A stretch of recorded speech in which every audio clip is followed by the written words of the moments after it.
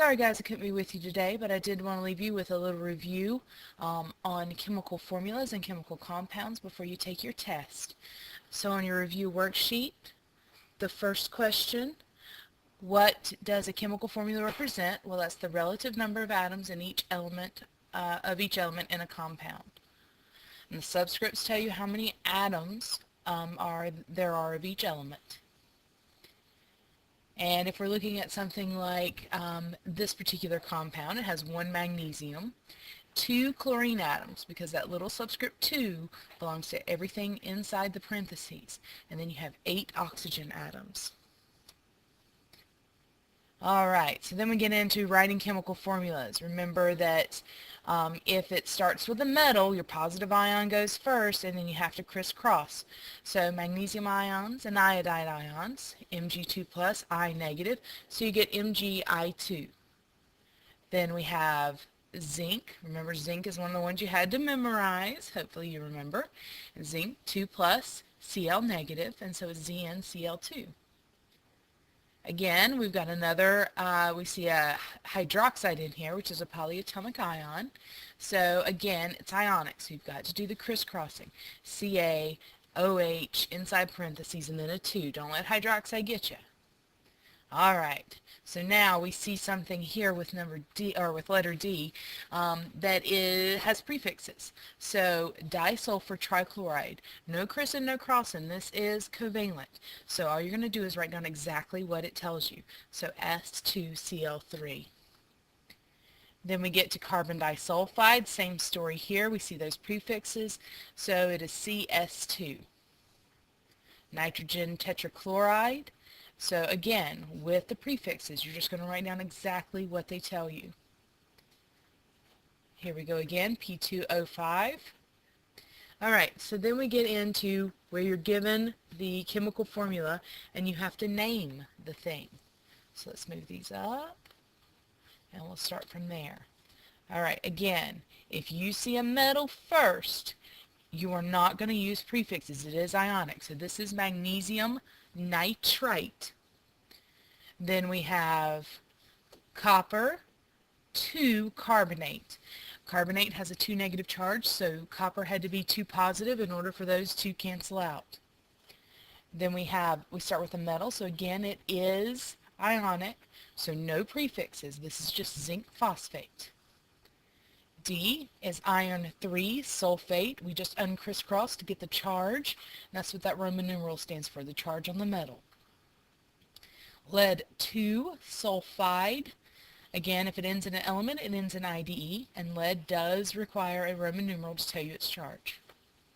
Same thing here. This is tin 2 sulfite. Here we start with nonmetals. And so this one is silicon monoxide. And again, it starts with a nonmetal. You're going to use your prefixes. So diphosphorus pentoxide, carbon tetrachloride, diphosphorus tetraoxide. I've got that misspelled. It should just be Tetroxide. And then diphosphorus trioxide. All right.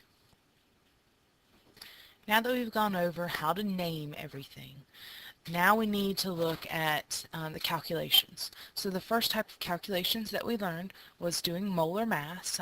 In this particular one, I called it formula mass. The only difference between those is units of AMU versus units of grams per mole. But the calculations are exactly the same. So in this formula right here, we have, the subscript tells us we have 2 carbons, we have 6 hydrogens, because there's 5 here and 1 here, and then 1 oxygen. We multiply those by the molar mass of each of those elements, and then you add them all up together, and you should have gotten 46.08 AMU, or grams per mole is probably what you guys did, and that's perfectly fine. Remember, only 2 decimal places with those. Alright, next we had calcium chloride. So again, we've got 1 calcium, 2 chlorines, multiply them by the molar masses from the periodic table, and you get the molar mass of the entire compound. So 110.98 grams per mole. Then we have this one, which is ammonium carbonate, and we calculated it has 2 nitrogens. It has 8 hydrogens because you're going to multiply through that subscript, and then you've got 1 carbon and 3 oxygens, and you're going to add all that up and you get the 96.11 grams per mole as its molar mass. Now, we can use molar mass to do conversions. Molar mass is good to convert from grams to moles and moles to grams. So in this case, I have how many grams of carbon tetrafluoride are needed to make 6 moles of that particular substance. Well, we have to be able to write the chemical formula correctly. So carbon tetrafluoride is CF4. So let's get the molar mass of that first, and that's 88.01 grams per mole. That's how many grams are in a mole. So we start with the number they give us in the problem, start dimensional analysis. Remember to write down your units, and then mole is here, mole has to go here, and in 1 mole there are 88.01 grams of carbon tetrafluoride. And multiply everything on top together, divide by everything on the bottom, multiply together, and with the correct number of sig figs, which are 4, you should end up with 528.1 grams.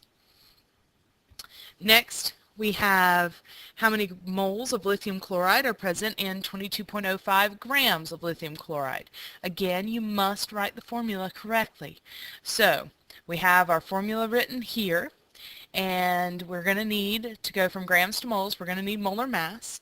So we go ahead and calculate that. 1 lithium, 1 chlorine, add them together. You got your molar mass there. There are that many grams in 1 mole. Now when you do the calculations, you have 22.05 grams. Grams are here. Grams have to go here. You will never write down 1 gram. So it's always the number, the molar mass number. There are that many grams in 1 mole. And when you get the answer, you should get 0.5202 moles of lithium chloride.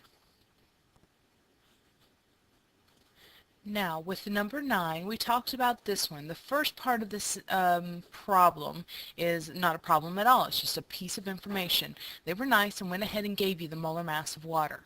Probably already had that memorized, but it was given to you anyway.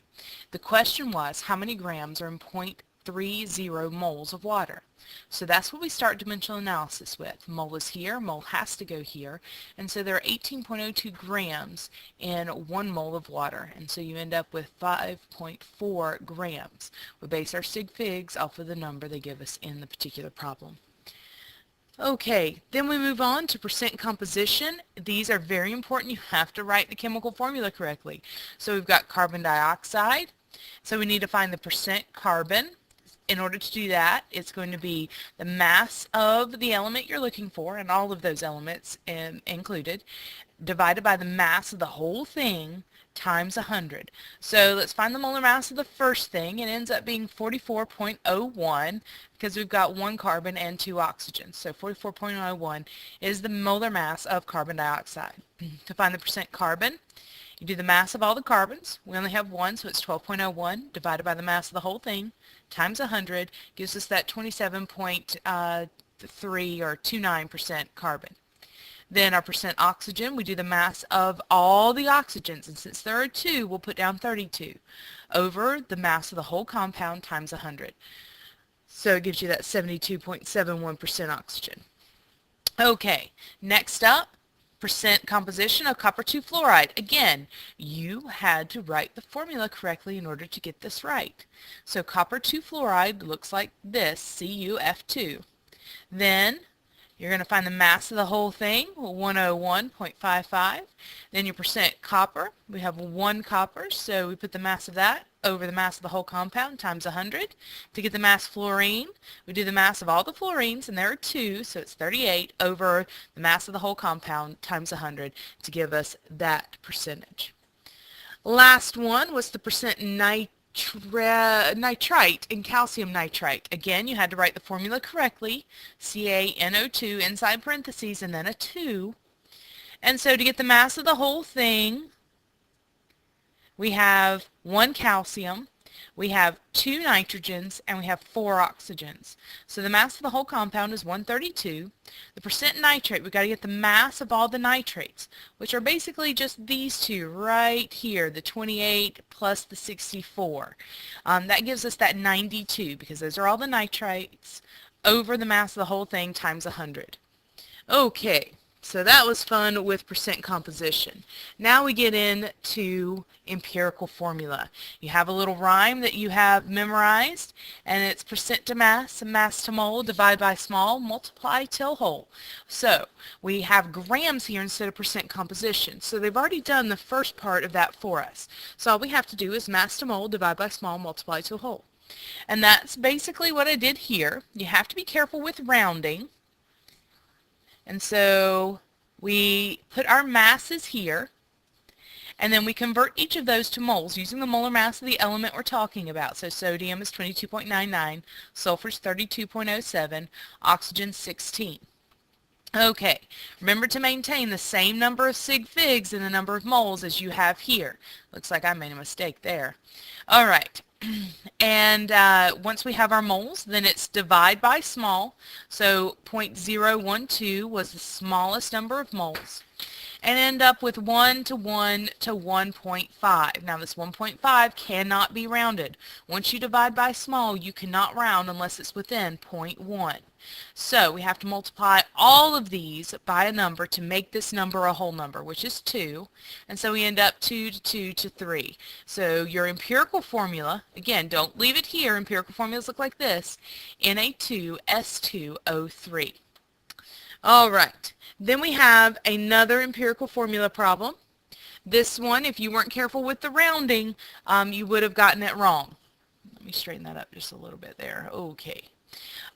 So we've got naphthalene, and we've got the percent composition, so percent to mass. Because we have 100 grams, we just replace the percent sign with a gram sign, and we convert those to moles. Then we're going to divide by the smaller number, which is this one here, and you get basically 1.2, I think it's like 1.24, but that's close enough to 1.25.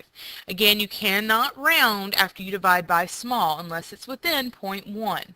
So in this case, we have to multiply the entire ratio by 4 to make this a whole number. So you should end up with C5H4 as your empirical formula.